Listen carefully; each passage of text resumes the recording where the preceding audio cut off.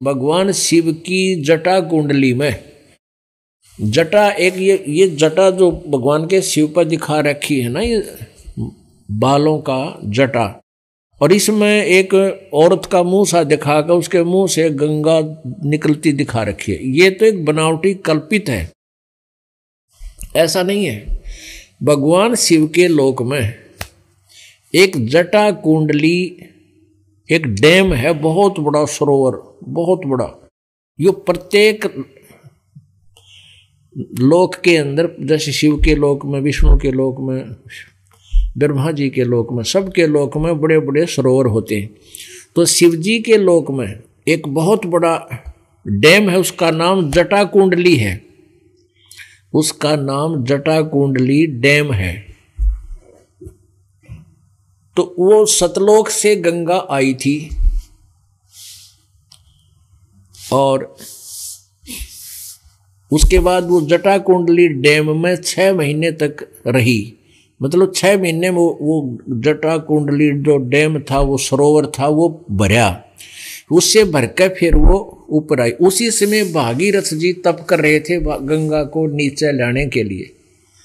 उन्होंने कहा ना, गंगा ने आना था और भागीरथ ने जस पाना था। ये सारी कहानी अब समझ में आओगी। अब यहां क्या बता रहे हैं, शिव की जटा रहे जो गंगा, बहुर कया सरगुण प्रसंगा, शिव की जटा रहे जो गंगा, तब कर कह भागीरथ लाए, तिहु लोक कीर्ति दर्शाए, गुप्त वस्तु प्रगट दिखलाई, निर्गुण सरगुण समझो बाई। कि या गंगा हमने ना दिखी थी, हमारे लिए अवेलेबल पृथ्वी पर नहीं थी। भागीरथ ने तप किया और उस तप करके उस निर्गुण जो हमें नहीं उपलब्ध थी, वो थी वहां पर मौजूद, साकार में थी। और वहां से ये गंगा नीचे गिरती है, तो वहां से नीचे गिरने से ये वाष्प रूप बन जाती है, वाष्प। और फिर यहाँ इस पर हिमालय के ऊपर आकर के ये बर्फ रूप धारण कर लेती है और फिर वहां से जल बनकर ऐसे निकलती।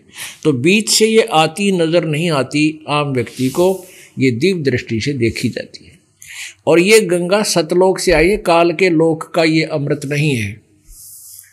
पुण्यात्माओं, अब ये बातें याद रखने की हैं कि ये तत्व ज्ञान है, इसमें सब निर्णय होगा। जो अभी तक हम खिचड़ी ज्ञान बनाए बैठे थे, किसी का सिर पैर हमारे पास नहीं था, अब ये सारा सुलझ जाएगा।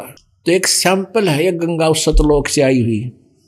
इसके गंगा के जल को कितने दिन रख दो खराब नहीं होता, क्यों? ये कहाँ से आ गई? इस पृथ्वी पर ही चल रहा है, तो ये कहाँ से आई? हमारी बुद्धि यहाँ तक थी, शिव जी की जटा में तो निकली, फू जो खा रखी नो एक औरत, अरे फुटे भाग मारे। भगवान शिव जी का एक डैम है और वो सतलोक से जब आई तो 6 महीना में वह भरी थी। वो भर के फिर ओवरफ्लो होना शुरू हो गया। उसी समय भागीरथ तप कर रहा था पहले से ही।